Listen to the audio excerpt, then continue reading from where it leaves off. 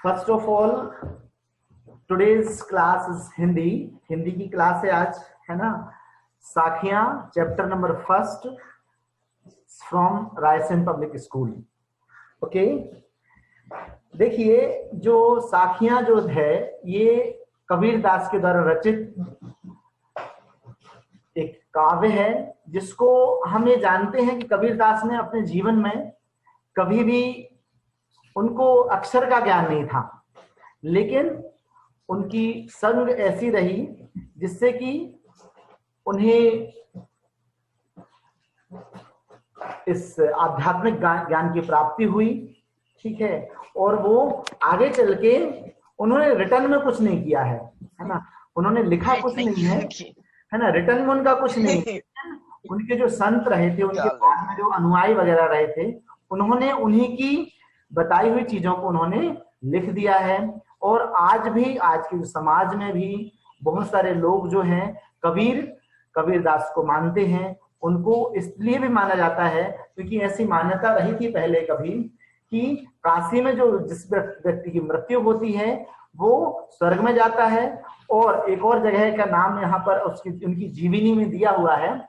वहां यदि किसी की डेथ होती है, मरते हैं, तो वो सीधे नरक में जाते हैं।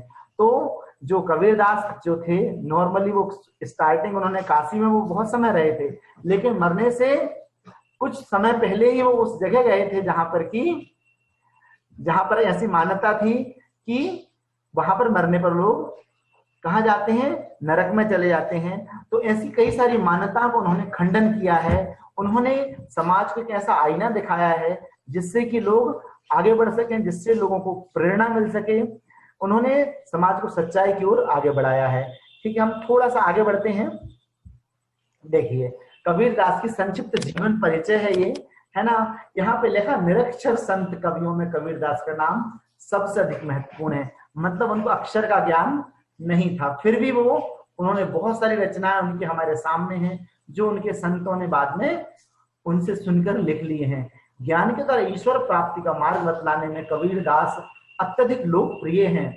जीवन परिचय, महात्मा कबीर दास का जन्म संवत 155 ईस्वी में वाराणसी की एक विधवा ब्राह्मणी के गर्भ में हुआ था, जिसने नवजात शिशु को लोक लाज के कारण लहर तारा नामक तालाब के किनारे रख दिया था। नीरू नामक जुलाहा इस बालक को उठाकर अपने घर लाया। इस बालक का लालन पालन नीरू नीमा दंपति ने किया।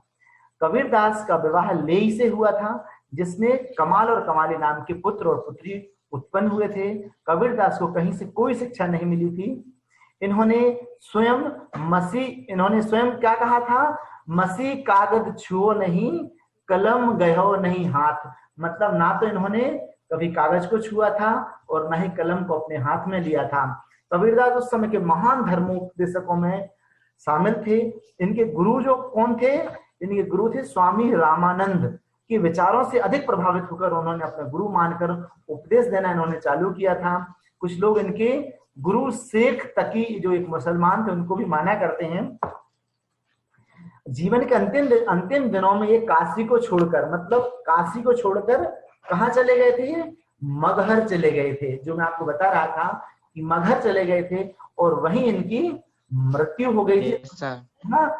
1575 में इनकी मृत्यु हो गई थी। तो एक ऐसी जो मान्यता है उनका भी उन्होंने खंडन किया है। हम थोड़ा सा आगे बढ़ जाते हैं। देखिए, कबीर दास जी हैं, उनका जीवन परिचय के बाद उनका फोटो है। ठीक है, हम थोड़ा सा और आगे बढ़ जाते हैं। देखिए, एक हम यहाँ पर उनकी जो सीख है ना, साखियां मतलब उनकी सीख है। उन्होंने जो सिखाया है ना, मनुष्य को, भारतीय समाज को, या हम कहें कि मनुष्य समाज को जो सिखाया है वो यहाँ पर उद्धृत है। उन्हीं के रूप में क्या लिखा है यहाँ पर, साधु ऐसा चाहिए जैसा सूप सुभाए, सार सार को गही रहे, थोथा देह उड़ाए। इसका क्या मतलब है? इसका मतलब ये है कि जो सज्जन व्यक्ति होते हैं, जो साधुजन होते हैं, जो अच्छे लोग होते हैं, वो ऐसे होना चाहिए जैसे कि जो सूप होता है, सूपड़ा जो होता है वो क्या करता है, सूप का स्वभाव कैसा होता है कि अच्छे को वो अपने पास रख लेता है, और जो चीज बेकार होती है, जिसका यूज नहीं होता है, उसको वो बाहर कर देता है। मतलब अच्छी चीजों को हमको ग्रहण करना चाहिए और बुरी चीजों को हमको हटा देना चाहिए। ठीक उसी तरह से हमको क्या करना चाहिए, हमको अपने जीवन में भी अभी हम क्वेश्चन सेशन बाद में रखेंगे, ठीक है। अभी थोड़ा सा इसको हम आगे बढ़ाते हैं, है ना। इसलिए हमको क्या करना चाहिए, हमको अपने जीवन में अच्छी अच्छी चीजों को ग्रहण कर लेना चाहिए, और जो भी चीजें बुरी हैं, जो चीजें हमारे जीवन के लिए अच्छी नहीं है, उनको हमें हमारे जीवन से दूर कर देना चाहिए। ये हमको ये होना चाहिए हमारे अंदर। हाँ, आगे देखिए। साधु भूखा भाव का, धन का भूखा नाही, धन का भूखा जो फिरे, सो तो साधु नाही। यहाँ पर कबीरदास जी कहते हैं कि जो सज्जन व्यक्ति होते हैं, जो अच्छे लोग होते हैं, वो भावना के भूखे होते हैं। उनको धन से, संपत्ति से कोई उनके अंदर लालसा नहीं होती है। यदि कोई व्यक्ति आपके पास में आता है, ठीक है, तो वो आपके पास आकर सिर्फ आपके पास इसलिए आता है क्योंकि वो आपसे भाव से, आपके मन से जुड़ा हुआ है, इसलिए वो आपके पास आता है, ठीक है। और वो आपके धन का भूखा नहीं होता है, ठीक है। और ऐसे व्यक्ति जो धन के भूखे होते हैं, वो या फिर जो लालची लोग होते हैं, वो सज्जन नहीं होते हैं। हम उनको सज्जन कभी नहीं कह सकते हैं। क्लास चल रही है, चुपचाप बैठ रहो, साइलेंट रहो, ठीक है। तो ये हमको याद रखना है। हम थोड़ा सा आगे बढ़ जाते हैं। वृक्ष कवहु नहीं फल भखे, नदी न संचय नीर, परमारथ के कारणे साधुन धरा शरीर। यहाँ पर कबीरदास जी कहते हैं कि जो वृक्ष होते हैं वो कभी फलों को नहीं खाते हैं। कभी किसी वृक्ष को हमने देखा है कि मैंगो जो खुद अपने मैंगोज को जो खा ले, ऐसा नहीं होता। और नदी जो होती है वो अपने पानी को खुद नहीं पीती है। वो क्या करते हैं, ये सब जैसे वृक्ष होते हैं, फल हमको दे देते हैं, और नदियां जो होती हैं वो पानी जीवन में सभी की प्यास बुझाती हैं। जो जीवित जंतु होते हैं, जीवित प्राणी होते हैं, उन सभी की प्यास कौन बुझाती हैं, नदियां बुझाती हैं। ठीक उसी तरह से संसार में ऐसे बहुत सारे सज्जन व्यक्ति होते हैं, अच्छे लोग होते हैं, जो सिर्फ और सिर्फ परमार्थ पर दूसरों का ध्यान रखने के लिए जन्म लेते हैं, और वो एक देवता तुल्य मनुष्य रहा करते हैं। ठीक वैसे ही होते हैं जैसे वृक्ष और नदी जो है। जैसे वृक्ष को तो अपना पानी नहीं, वृक्ष अपना फल नहीं खाते हैं और नदी अपना पानी नहीं पीती हैं। ठीक उसी तरह से जो है कौन, अच्छे जो लोग होते हैं, साधु लोग होते हैं, वो भी अपने जीवन को इसीलिए इस तरह से अपने आप को शो करते हैं कि वो जो है दूसरों की सहायता कर सके, भलाई के काम में अपने जीवन को वो लगाते हैं। हम थोड़ा सा आगे बढ़ जाते हैं। देखिए, झूठे सुख को सुख कहें, मानत है मन मोद, जगत चवैना काल का, कुछ मुख में कुछ गोद। यहाँ पर कबीरदास जी ने एक बहुत बड़ी कल्पना की है। उन्होंने क्या कहा है कि मनुष्य ऐसा मानता है कि जो सांसारिक सुख है वो उसके लिए सुख है, लेकिन और उसको ऐसा, उसके मन में ऐसा लग रहा है कि यही सच्चा सुख है, और सच्चा सुख के बारे में उसको, सच्चा सुख उसको के बारे में उसको तो ज्ञान ही नहीं है। ठीक है, सच्चा सुख कौन सा है, सच्चा सुख है ईश्वर की भक्ति। तो कबीरदास जी यहाँ कहते हैं कि जो मनुष्य है वो ऐसा मान रहा है कि जो शारीरिक सुख है या फिर जो संसार का जो सुख है वही उसके लिए सही सच्चा सुख लगता है, और वो अपने मन में बहुत खुश होता रहता है। जबकि जगत चवेना काल का, कुछ मुख में कुछ गोद।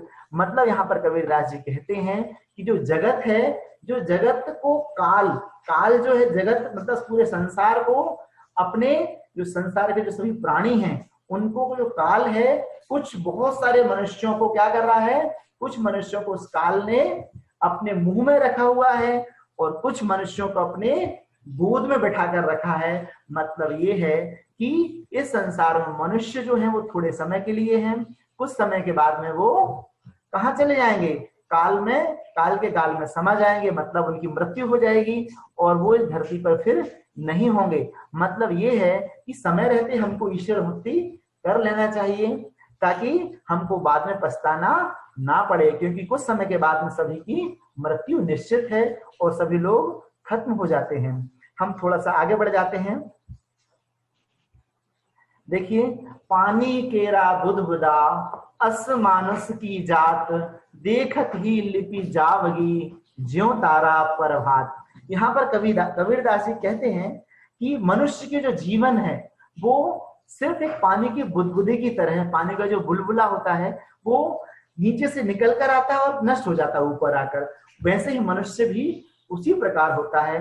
और देखत ही लिपि जाएगी, जैसे देखते देखते जो तारे गण होते हैं वो जैसे सुबह होती है वो सभी के सभी तारे गायब हो जाते हैं, ठीक उसी तरह से मनुष्य का शरीर भी कुछ समय के बाद में खत्म हो जाता है। और हमें इस मनुष्य के शरीर को क्या करना चाहिए? अच्छे कर्मों में लगाना चाहिए। हमें ईश्वर भक्ति में हमारे इस शरीर का उपयोग उसमें करना चाहिए, ताकि हमको बाद में पछताना ना पड़े। हम थोड़ा सा और आगे बढ़ जाते हैं। देखिए, रात गवाई सोए करी, दिवस गवायो खाए, हीरा जन्म अमोल था, कौड़ी बदले जाए। यहाँ पर कबीरदास जी कहते हैं कि हमने रात जो है वो सोकर गवा दी। हम लोग सभी सो जाते हैं रात को, और दिन में जो आलसी मनुष्य होते हैं उन्होंने क्या किया है? सोए करी दिवस गवायो खाए, और दिन में वो खाना खा लेते हैं। और खाना खाकर मतलब ये है कि यहाँ पर कबीरदास जी कहते हैं कि मनुष्य जो खाना खाकर और सोकर वो अपने पूरे जीवन को खत्म कर रहा है, जबकि उसका जो जन्म हुआ है एक विशेष उद्देश्य से हुआ है। और उसका जन्म कैसा है? उसका जन्म अनमोल है, अमोल है, और हीरे की तरह वैल्यू उस जन्म की। लेकिन उस जन्म को हम इस तरह से खाना खाकर रात को सोकर उसको हम कौड़ी के बराबर मूल्यवान कर दे रहे हैं। मतलब कौड़ी जैसे मूल्यवान नहीं होती है, ठीक वैसा हम अपने जीवन को खत्म करते चले जा रहे हैं। मतलब यहाँ पर कबीरदास जी कहना चाहते हैं कि हमें अपने जीवन में कुछ ऐसे काम करना चाहिए जिससे कि समाज उस काम को याद रख सके, और हम इस चीज को अपने आप को जीवन को साकार इस तरह से कर सके। और हमें क्या करना चाहिए? हमें अपने जीवन को भक्ति में भी लगाना चाहिए, ईश्वर भक्ति में भी हमें अपने जीवन को लगाना चाहिए। आगे देखिए, हम थोड़ा सा आगे बढ़ जाते हैं। आज कहे कल भजूंगा, काल कहे फिर काल, आज काल के करत ही औरस जासी चाल। यहाँ पर कबीरदास जी कहते हैं कि मनुष्य ऐसा मानता है कि मैं आज भज रहा हूं, ठीक है, मैं एक काम करता हूं, मैं कल भज लेता हूं, ईश्वर की भक्ति मैं कल करूंगा। और फिर क्या कहता है? नहीं, कल नहीं, मैं अब कल फिर से भक्ति करूंगा ईश्वर की। फिर क्या सोचता है कि नहीं, अब मैं कल नहीं, और इस तरह से वो सोचता रहता है कि आज नहीं, कल नहीं, परसों नहीं।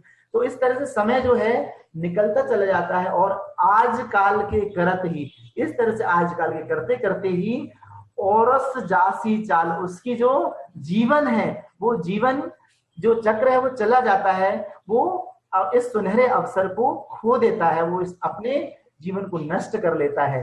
ठीक है, अब थोड़ा सा आगे बढ़ जाते हैं। देखिए यहाँ पर, अच्छे दिन पाछे करो, गुरु से किए ना भेंट, अब पछतावा क्या करें, चिड़िया चुग गए खेत। यहाँ पर कबीरदास जी कहते हैं कि जब आपको गुरु से ईश्वर को प्राप्त करने का ज्ञान जो आपको ईश्वर से मिलना था, उस समय आपने क्या किया? उस समय आपने गुरु से ज्ञान नहीं लिया। और अच्छे दिन थे आपके, अच्छे दिनों में आपने गुरु से ध्यान नहीं रखा, गुरु का ध्यान नहीं रखा। और अब क्या कर रहे हो? अब आप पछता रहे, अब आपको ईश्वर मिलने वाले नहीं है। जिस प्रकार चिड़िया खेत चुग जाती है और उसके बाद आप सोचें कि हमको फिर से वही दाने मिल जाएं, तो वो दाने हमको फिर से नहीं मिलते हैं, क्योंकि चिड़िया उन दानों को चुग चुकी होती है, पछिया उन दानों को चुग चुकी होती है। 1 मिनट, मैं रूंधूंगी तो है। यहाँ पर जो मिट्टी है उसको एक नारी के रूप में कल्पना की गई है, और वो नारी के रूप में प्रकट होकर आकर कुम्हार को क्या बोल रही है? कुम्हार को वो कह रही है कि हे कुम्हार, तू आज मुझे रूंध रहा है, मुझे आज आप पैरों से रूंध रहा है, हाथों से रूंध रहा है, ठीक है। और एक दिन ऐसा आ जाएगा कि सिर्फ तेरा रूंधना इतना सा नहीं है, एक दिन ऐसा भी आएगा कि जब मेरा समय होगा और जब तेरी मृत्यु हो जाएगी, तब मैं तुझे अपने अंदर रूंध लूंगी, तब मैं तुझे पूरे के पूरे तेरे शरीर को मैं अपने अंदर कर लूंगी, मैं उसको अपने अंदर मिला लूंगी। यहाँ पर एक चीज हम यहाँ पर ध्यान रखने वाली बात यह है कि जो मनुष्य घमंड करते हैं, जिनके अंदर बहुत ज्यादा गर्व अपने अंदर होता है, वो उन व्यक्तियों को ये ध्यान रखना चाहिए कि समय किसी दूसरे व्यक्ति का भी आता है तो कभी हमको घमंड नहीं करना चाहिए। यहाँ पर कबीरदास जी समझाना चाहते हैं कि मनुष्य को कभी भी घमंड नहीं करना चाहिए। आज किसी का समय है तो अगले भविष्य में और दूसरे का समय भी आएगा, और जब आएगा तो हो सकता है कि हमने किसी के साथ यदि कभी बुरा किया है तो वो हमारे साथ और बुरा ना कर दे कहीं। तो इसलिए हमें सभी के साथ में अहंकार को छोड़कर, गर्व को छोड़कर, घमंड को छोड़कर सभी के साथ में अच्छी तरह से तालमेल बिठाकर व्यवहार करना चाहिए। अच्छा व्यवहार ही हमारे लिए जीवन में हमको आगे बढ़ा सकता है। ठीक है, चलिए हम थोड़ा सा आगे बढ़ जाते हैं। सेतन कांचा कुंभ है, लिए पे था साथ, दया ना लागी चूटिया, कछु नाया आया नहीं आया हाथ। कबीरदास जी यहाँ क्या कह रहे हैं कि हमारा जो शरीर है वो कांचा मतलब है कच्चा, है ना, कच्चे घड़े की तरह है। हमारा शरीर कैसा है? हमारा जो शरीर है वो कच्चे घड़े की तरह है। और हम क्या कर रहे हैं? हम बहुत इतराते हैं, बहुत घूमते हैं, हम बहुत सोचते हैं कि हमारे तो मृत्यु कभी आएगी ही नहीं, हम तो कभी नष्ट ही नहीं होंगे। ठीक है, और क्या होता है?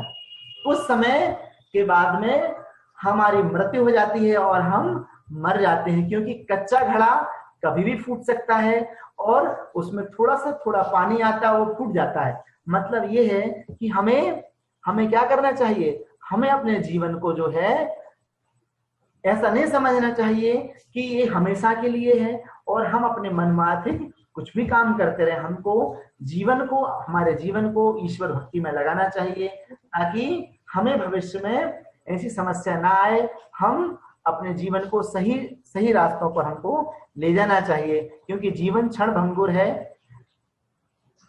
ठीक है, नेक्स्ट। Okay, thank you.